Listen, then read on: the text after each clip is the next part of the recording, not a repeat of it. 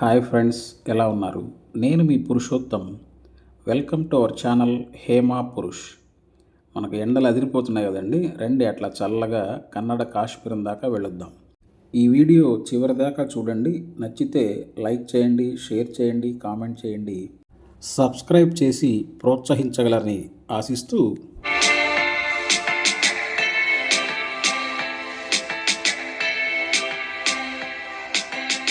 ఇప్పుడు మనం కర్ణాటక కొడగు జిల్లాలో బ్రహ్మగిరి పర్వతాలలో ఉన్నటువంటి తలకావేరి అనే పవిత్ర ప్రదేశంలో ఉన్నామండి. దీనిని కావేరి జన్మస్థలంగా భావిస్తారు. ఈ ప్రదేశం సముద్ర మట్టానికి సుమారు 1276 మీటర్ల ఎత్తులో ఉంటుంది. ఇక్కడ తీర్థకుండికే లేదా బ్రహ్మకుండికే అని పిలువబడే ఒక చిన్న జలధార ఉన్నది. ఇక్కడ నుండే కావేరి నది ఉద్భవించిందని నమ్ముతారు. ఈ నీరు భూగర్భంలో ప్రవహించి కొంత దూరం తర్వాత నదిగా మారుతుందని విశ్వాసం.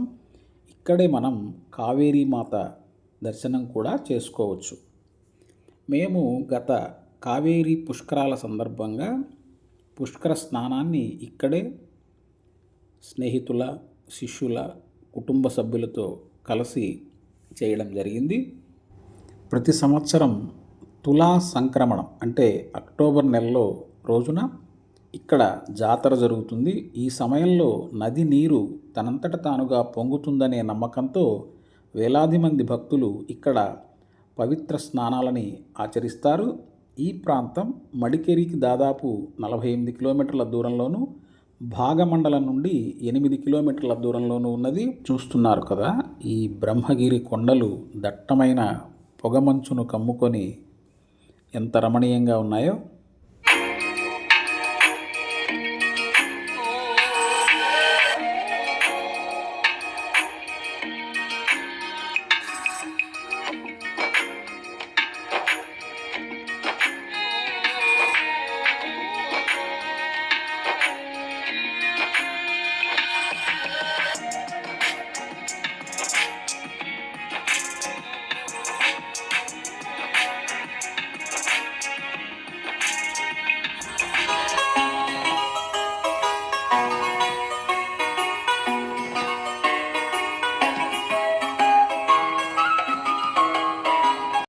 ఇటీవలే మా మేనమామ కుమారుడైనటువంటి బద్రిరాజు నారాయణమూర్తి సపరివార సమేతంగా ఈ ప్రాంతాన్ని దర్శించడం జరిగింది.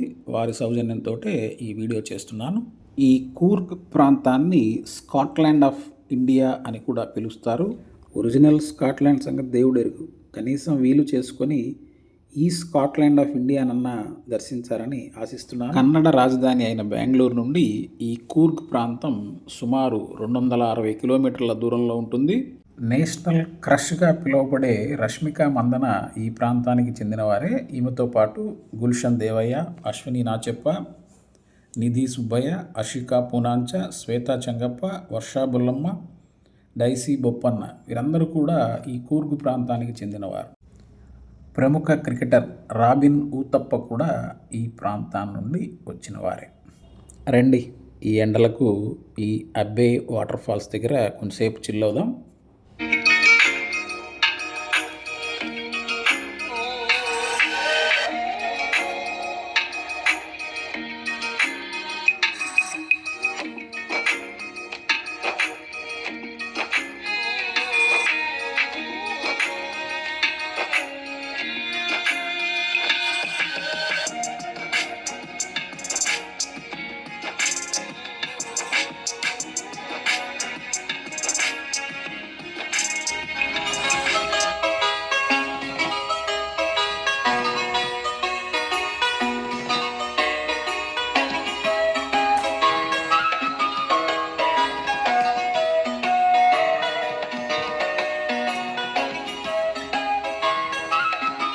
ఇప్పుడు మనం మడికేరి నుండి 50 కిలోమీటర్లు, కుషాల్ నగర్ నుండి 15 కిలోమీటర్ల దూరంలో ఉన్నటువంటి దుబారే ఎలిఫెంట్ క్యాంప్ వద్ద ఉన్నాము. మీరు మైసూరు దసరా ఉత్సవాల్లో ఏనుగుల్ని చూసే ఉంటారు కదా, అంబారి. అలా ఆ ఏనుగులకి ఇక్కడే శిక్షణ ఇస్తారు. ఇలా కావేరీ నదిలో రివర్ రాఫ్టింగ్ చేస్తూ ఆ ఏనుగుల్ని చూడడం చాలా బాగుంటుంది. ఇంతకు ముందు వరకు కూడా ఏనుగులతో ఇంటరాక్షన్ ఉండేది. ఇటీవల జరిగినటువంటి ఒక దుస్సంఘటన వల్ల తాత్కాలికంగా ఆపివేశారు. ఇక్కడ జంగిల్ సఫారీ, నది రాఫ్టింగ్ వంటి అడ్వెంచర్ చర్యలు ఉన్నాయి. 10 లగ్జరీ కాటేజీలు కూడా ఉన్నాయి. క్యాంపింగ్ సౌకర్యాలు కూడా కలవు. ఇప్పుడు మనం భారతదేశంలోనే 2వ అతిపెద్ద టిబెటన్ నివాసం మరియు బౌద్ధ ఆధ్యాత్మిక కేంద్రమైనటువంటి నామ్డ్రోలింగ్ మొనాస్ట్రీ అంటే గోల్డెన్ టెంపుల్ దగ్గర ఉన్నాము. ఈ మఠాన్ని 1963లో 3వ పెనో రింపోచే స్థాపించారు. మొదట టిబెట్ నుండి వలస వచ్చిన వారికి ఆశ్రయంగా ఏర్పడిన ప్రదేశంలో ఈ బౌద్ధ కళాశాల నిర్మించబడింది.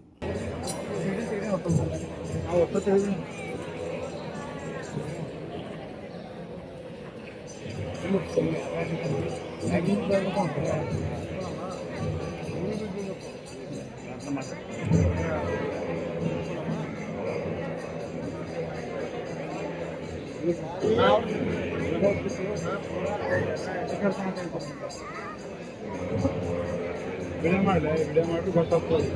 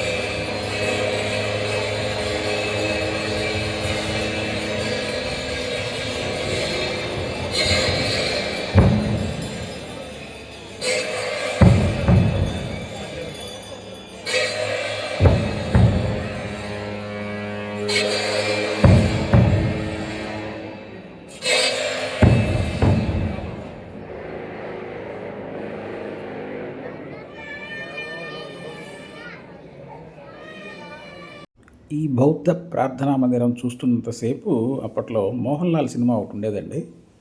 చిన్న పిల్లవాడు ఉంటాడు, అకచోటో రింపోచే అనే పదాలు అవి అలా గుర్తొచ్చాయి. ఎనీవే, బుద్ధం శరణం గచ్చామి.